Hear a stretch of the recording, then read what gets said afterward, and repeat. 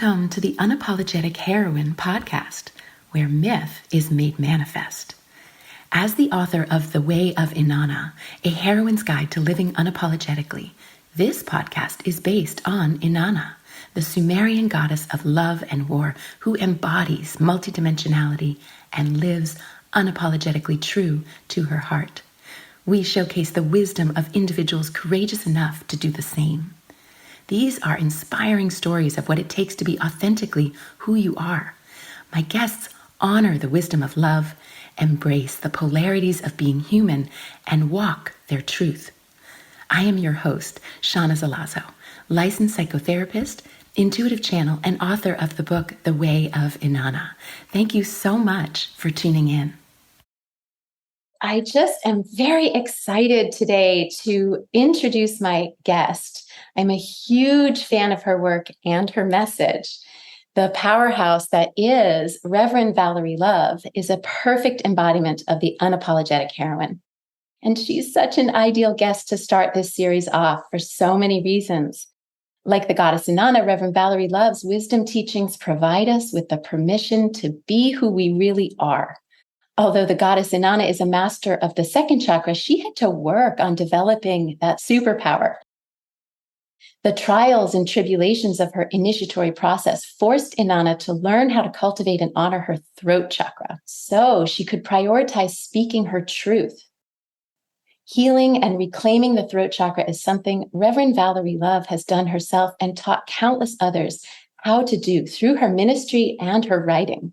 Indeed, Reverend Love has made it her mission to help others embody their truth. As a prolific author of 24 books and counting, a Christian witch, ordained minister, public speaker, retreat leader, and women's empowerment guide, Valerie Love has been described as the divine midwife of soul destiny. Welcome, Valerie. Oh my goodness. I love being here, and I love what you're doing. Thank you so much. It's such a pleasure having this goddess time with you today. And there's so much that I want to get into with you. I wanted to start with your compelling story, which you describe in your book, Confessions of a Christian Witch. You detail your process of unapologetically coming out of, in your words, the broom closet, leaving the Jehovah's Witness community and the impact that this had on your relationship with your mother. Can you share a little bit about this experience with us today? Oh my goodness, that you were going right for the heart of things right away, right? It's really a fascinating story because my mother became a Jehovah's Witness when I was about 3, 4, and we were living in Harlem. And so right away, around 3 or 4, she started rearranging our lives. 3 was the last time we had Christmas or birthdays or anything like that. She just dived straight in. She was a zealot. It worked for her. It was what she was looking for. It answered the questions she was looking for.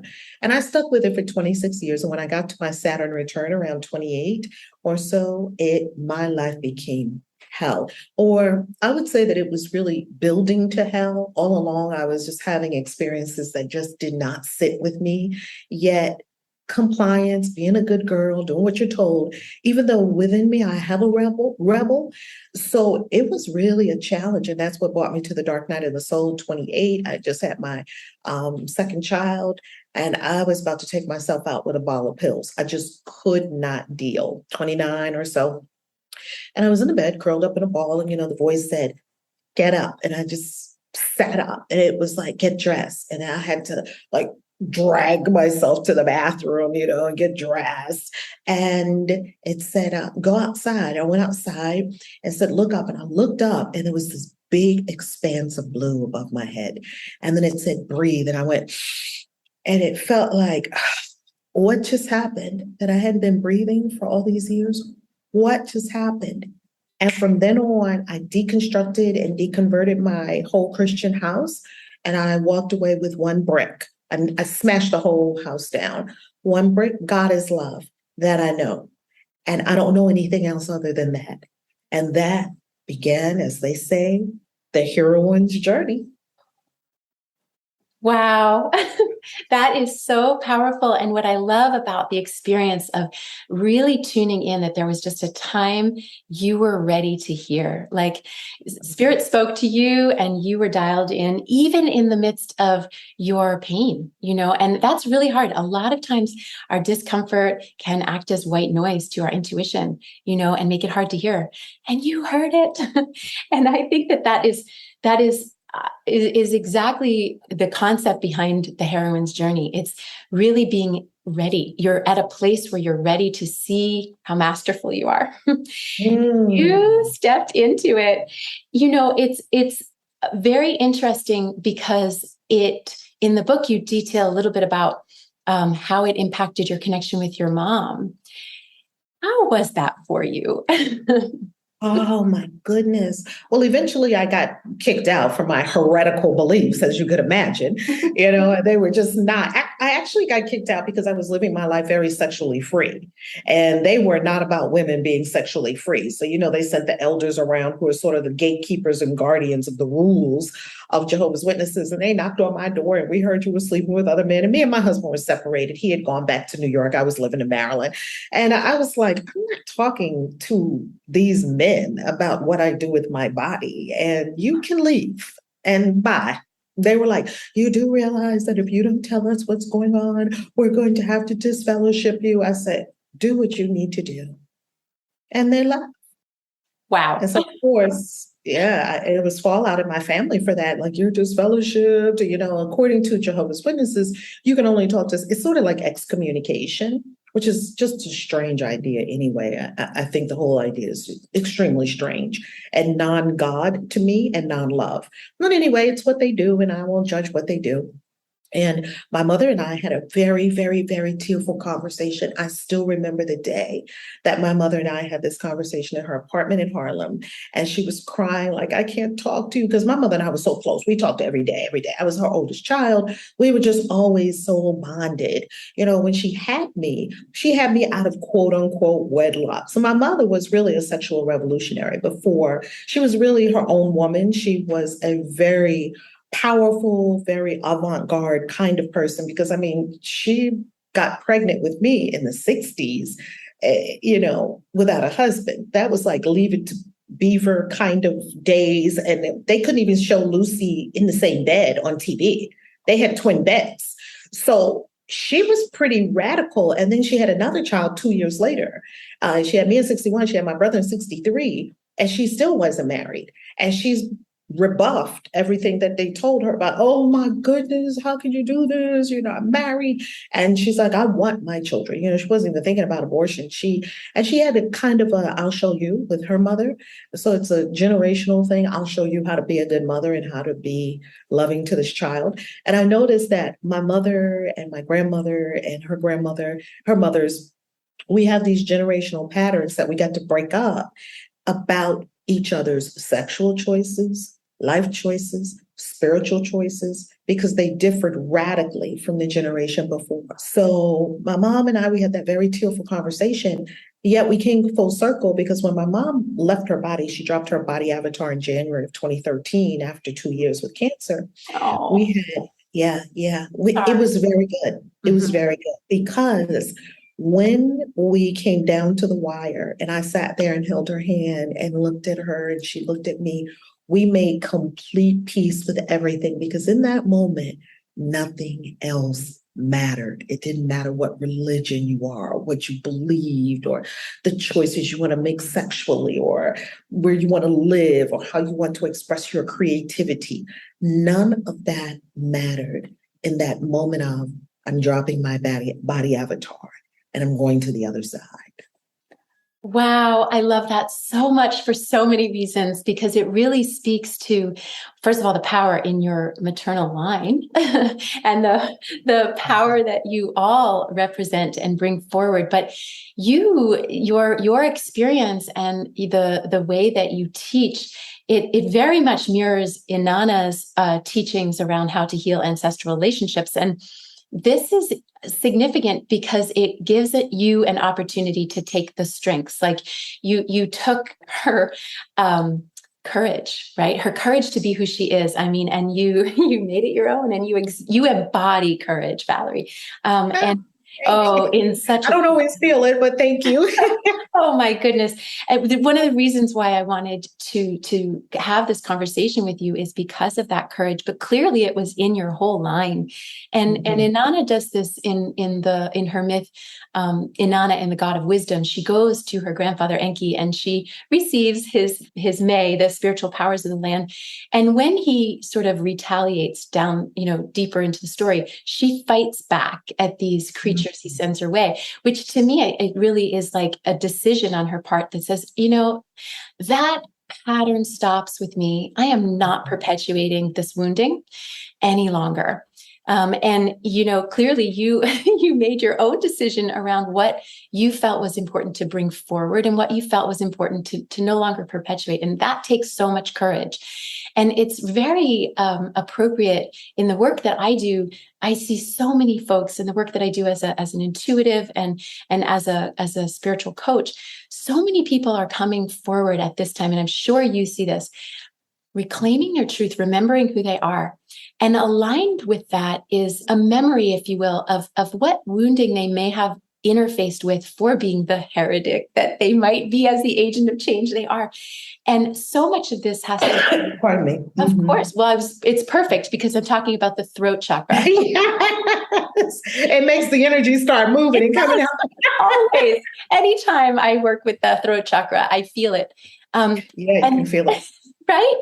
But what you really, Valerie, are a teacher of what it means to transcend the wounding around the historical efforts of silencing us as witches, and silencing us as individuals here who are teaching about sovereignty, and one of the reasons I wanted to talk to you is because we are holding a lot of collective wounding in that center, all the trauma done there in the historical past. And I just wondered if there was, as you sort of came out as the witch that you are, if you had to encounter any, what I would call witch wounds around that, any fear of judgment, any fear of having your own words used against you, of being vilified or pathologized, or all the things that can happen to us when we're considered heretical. And I just wondered if there was anything you faced and what you might be able to share with others about how to transcend that. Ooh, that's a big one. Yes, all of what you said. Yes, what she said. Yes.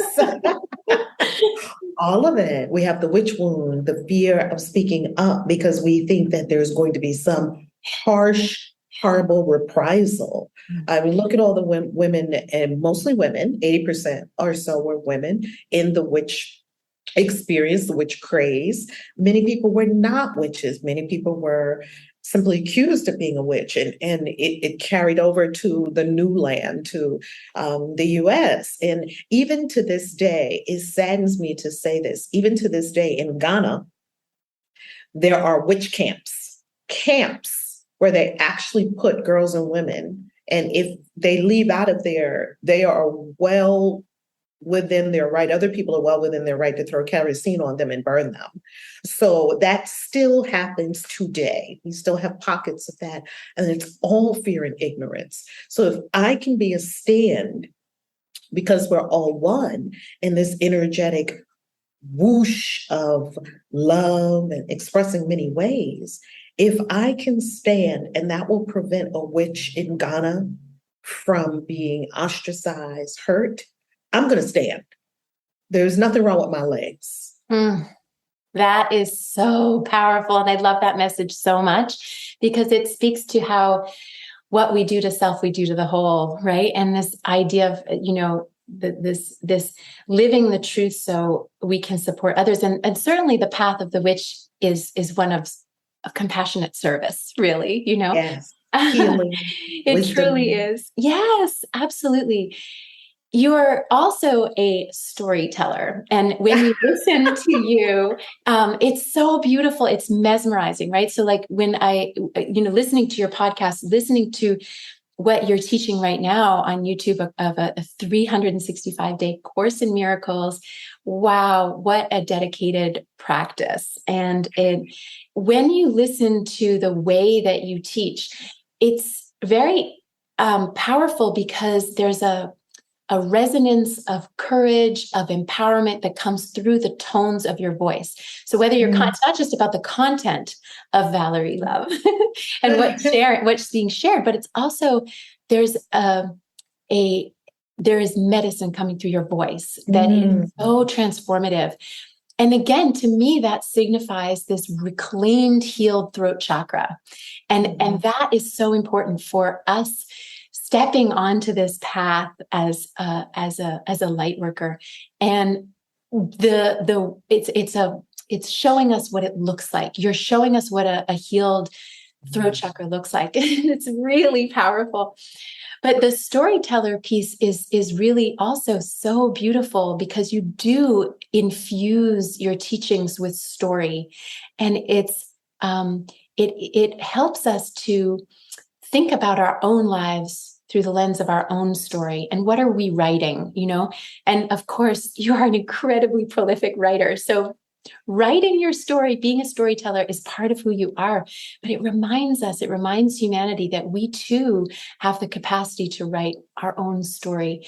So I was curious about the way in which storytelling has sort of become a very salient part of your identity, and anything you could share with the audience around maybe how we might reframe our life from a perspective of challenge into the perspective of empowerment, because I see that in everything you do. Wow.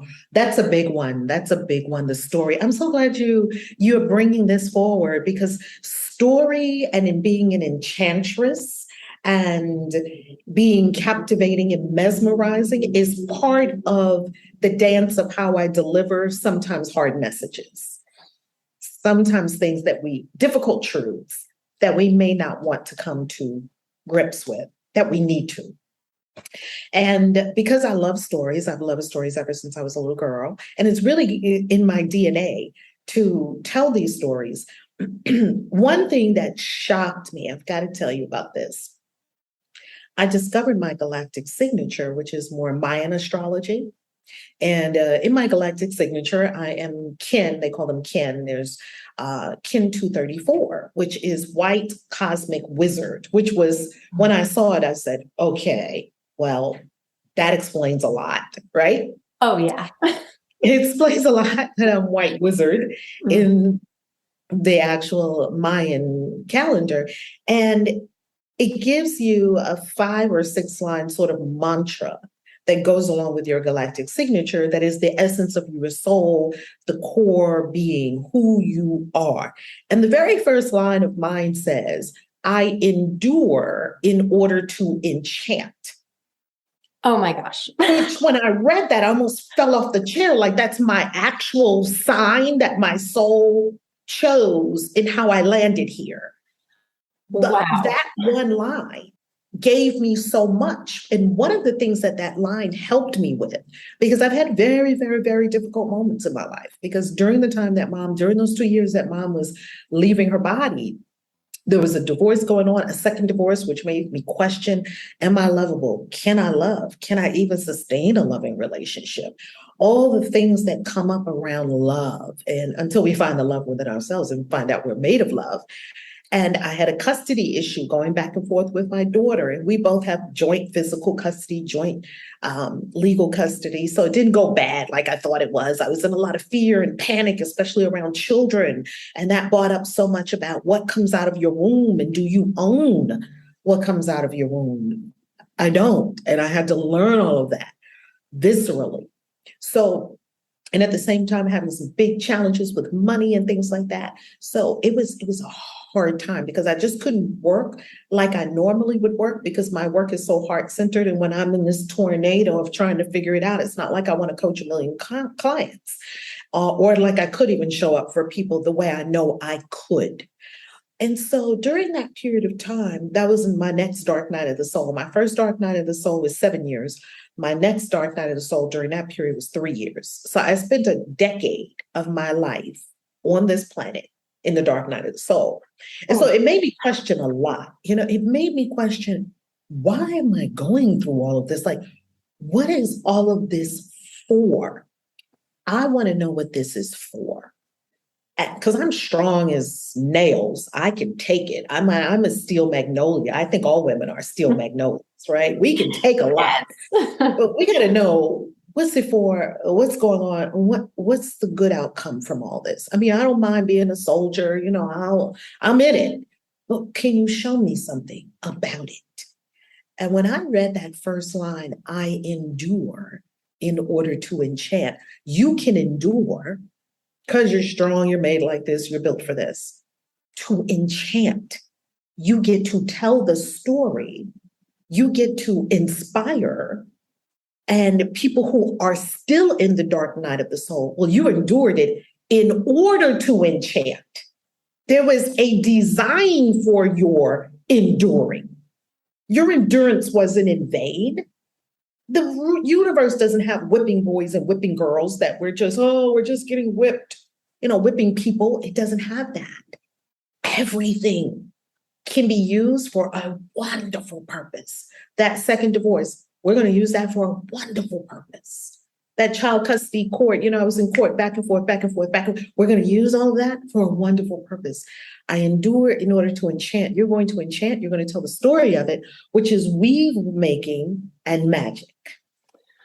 I love that so much. And that first line, I mean, wow, that must speak to so many people because, like attracts like, right? So yes. That which is drawn, the students that are drawn to you, even though they have their own unique thumbprint, that notion and the energy, the teaching that's in that line of I endure in order to enchant, like that just is very Inanna, like in the sense that her whole story of the descent is to rise, and ultimately that's that meaning, the meaning making behind the struggle and the capacity to see it. Like to your point about being strong, the steel magnolia, I love that so much because I agree, right? Like if you're here now and you're on the earth at this time, bringing forward your gifts, it's by design. You were very intentional that you wanted to be here.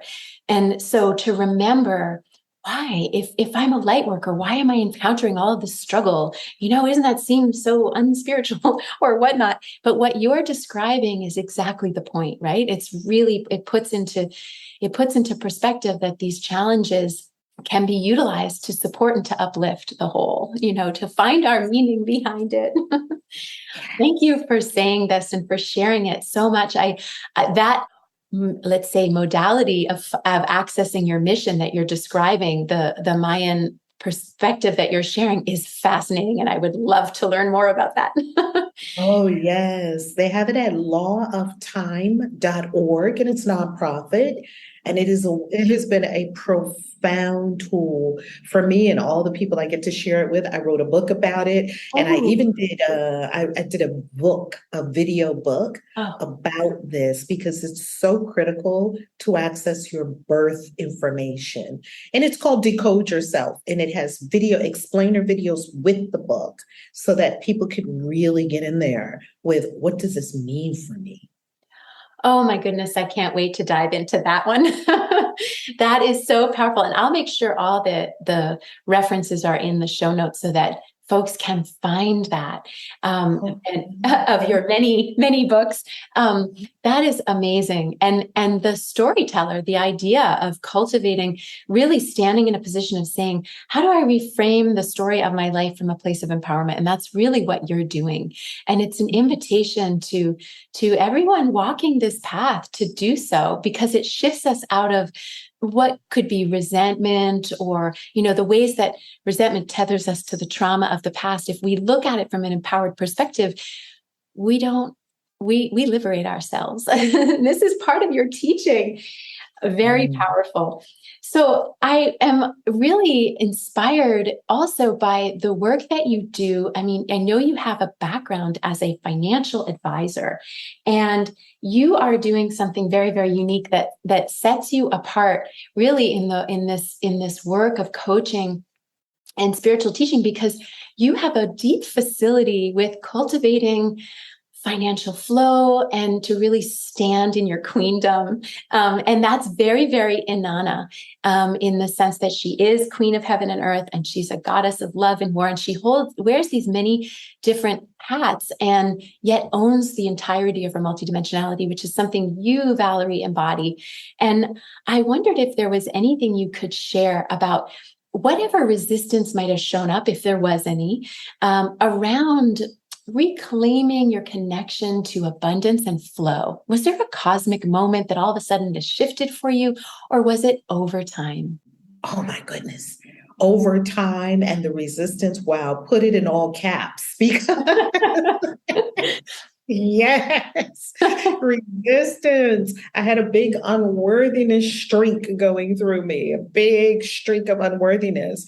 And, I look at these as sort of inner currents of energy that you can, if you don't get rid of it, use it to your advantage. And so I flipped it on unworthiness and I said, listen, because me and another coach were sitting down talking one day, and we were like, unworthiness, she's really belligerent. Like, she's like, you'll go out and you'll do all this work and you come back and you have all this money in the bank, and she'll be like, I'll have that. And she'll just take your money and then look at you like, what? Like, did unworthiness just pimp me again? Like, what just happened? Totally. Sophia and I were having a conversation, another coach, an incredible coach, about unworthiness and how does she just come and just steal all your goodies, like, or prevent you from reaching these pinnacle experiences. And when you do reach them, here comes unworthiness or self-sabotage to swipe it away. So I gave unworthiness a job. I believe in working with all the things that are in me. If you're still here, unworthiness, you can watch me have this beautiful home in Mexico. And maybe I am unworthy to have it, but the goddess said I can have it. Maybe I am unworthy of that. Maybe you're right. I just stopped fighting her. I was like, whatever. You can sit here and watch me be unworthy and have this delicious meal in Dubai, an absolute luxury. And maybe I'm unworthy of it, yet I still have it. And unworthiness was never able to answer me on these things. Then, because she was sitting there idle, I gave her a job because she was no longer going to get in my things. I gave her a job. I said, unworthiness, I am unworthy of anyone in my life bringing lies to me. I'm unworthy of anything that's not peace. I am unworthy of anything that's not abundance. I'm unworthy of all those things. So you're right, unworthiness, and you have a role to play here. And if you want to be here, here's what you do. You go and get rid of all the things that I'm unworthy of, because that's your specialty. And then she stayed out of my bank accounts.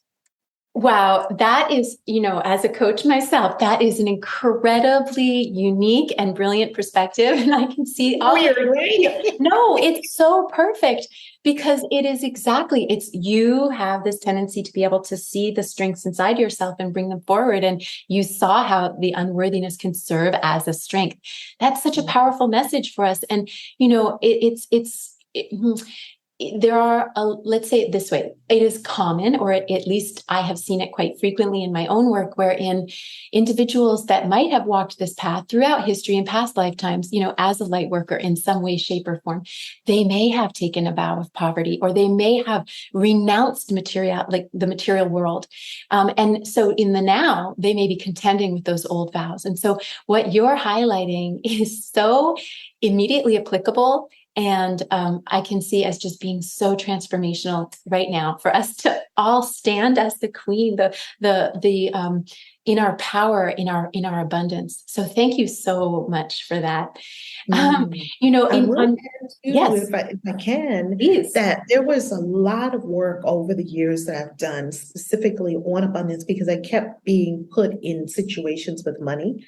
And so I would say maybe I'm in the money school. Some people in the relationship school or the love school. I'm really in the money school, and I find the money school very fascinating. I love my curriculum. Mhm. So over the years, I've done a lot of abundance work on wealth and riches and whatnot in myself and helping others with it.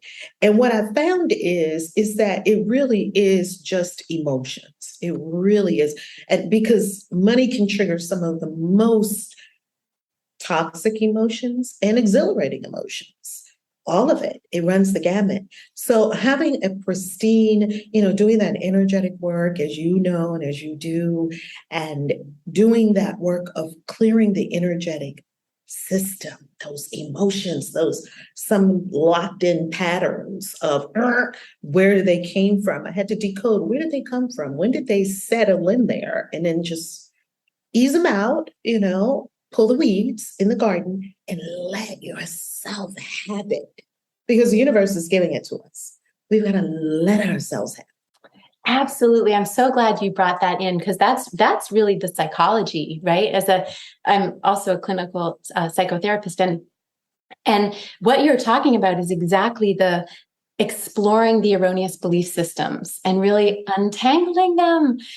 It's so powerful. Even working yourself on the process, I think, as a guide, when you go through it and you come through that inner transformation, it's always reflected externally. So it's why it's effective in the work that you're doing with others, because you've done that inner transformation. Why it's so important, and that's one of Inanna's messages, is really like, start with yourself. and you are embodying that in all of these ways. When I was going through your website to sort of ensure that I captured your There's a lot there. There is so much, and it's so beautiful. But I wanted to make sure that when I introduced you, I had the full expression of Reverend Valerie Love.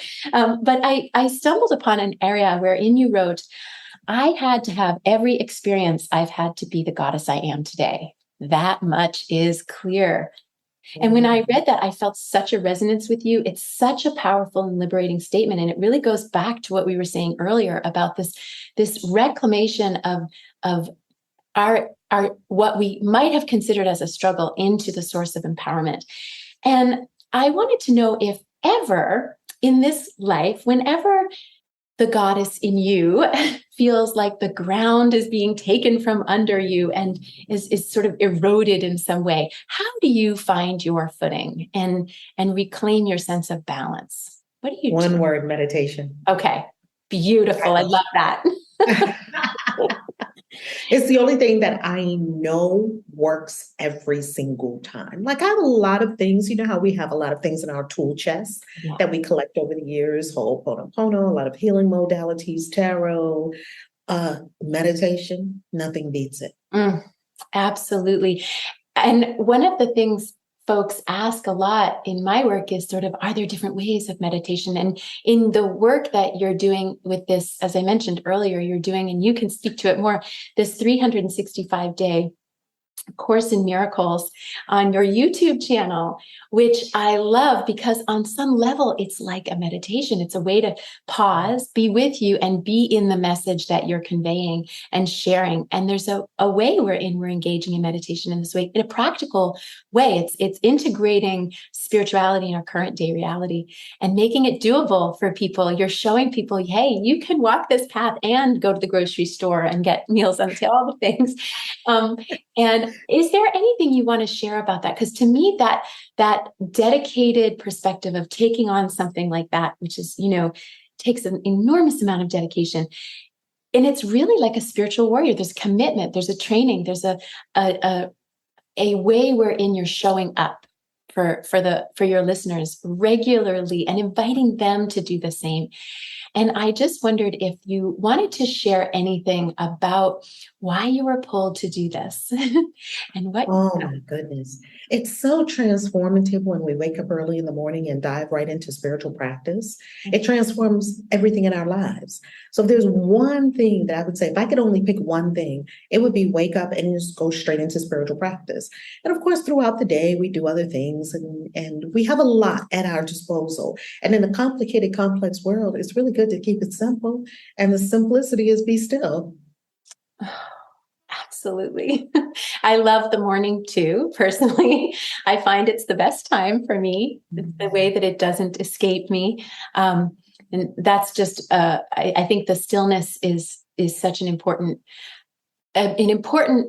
prioritization, because that's where we can hear, we can hear our own inner guidance and cultivate that relationship with the higher realms to receive what we're here, what the higher realms would like to gift us, So the stillness is amazing.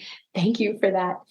And, ultimately the way that your process of sharing your teachings and when people hear you, when people experience your storytelling and read your books, there's, at least for me, I'll speak for myself, but I know this is likely the case for others.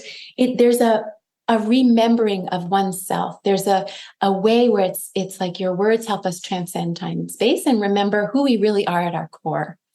And I'm so grateful for this, because truly now is the time for us to wake up to who we are and share our work, our gifts with the world. Is there anything you want to share with the audience about doing so, about cultivating a process of remembering our mission? Anything? I think meditation is one of those ways, by the way. But is there anything else you would just like to share in closing around how to help folks remember themselves? Yes, particularly with regard to the witch and to any person who knows that they have gifts within them that they have not yet expressed. Here's the message for you. You survived the apocalypse because you survived 2020 and 2021, right? We survived. We're still here. We're still standing. We're probably wiser, better, faster, smarter. We're probably taking more care of our health. We're probably thinking differently. Well, in that revelation that occurred, a lot of people dropped their avatar body and they decided that they were going to be out. Yes, and they ascended. And we are still here. So you came through probably the most difficult global experience that has ever occurred on this planet. Now, there is no way that your soul would have chosen to come here and live through that and be an adult and a person who can listen to this podcast at this time had you not been called for something great. And that is the ascension of all consciousness on this planet into our fifth dimensional selves and beyond. So you survived.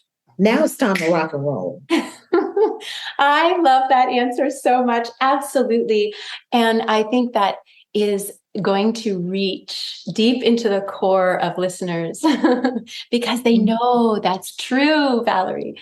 Thank you. Thank you for sharing that. We're still here, strong. Right? So strong. Absolutely. And you're showing us how it's done. I'm so grateful for your time and your wisdom and for the inspiration of who you are. And you really have helped so many people all over the world reclaim their truth unapologetically. Thank you for being such a powerful guide for humanity. And just tell us, I will put it in the show notes, but tell us where we can find all of your fascinating book treasures and your website. I have it all. Yeah. ValerieLove.com is the jumping off spot for the whole community and all that we have. We have a mystery school. And so the mystery school, you'll find it there under Christian Witches on ValerieLove.com. And you'll see the retreats that we go to. We travel globally. We have these deep healing, profoundly experiential events, which I love. And you can find it all at ValerieLove.com. Thank you so much. I am so excited for folks to be able to connect deeper with your work, and your podcast and your YouTube channel also is all on there. So just a reminder, your wisdom is out there to be accessed. I will keep that all in the show notes. Thank you so much for being with us and for starting off this beautiful series in honor of the unapologetic heroine. Thank you. Oh, my pleasure. Thank you for the opportunity. Absolutely. Thank you so much for listening to the Unapologetic Heroine podcast, featuring remarkable individuals living their truth. For more wisdom on how to support your own journey toward honoring your heart and courageously alchemizing our world through the power of love, pick up my book, The Way of Inanna, A Heroine's Guide to Living Unapologetically, at booksellers worldwide.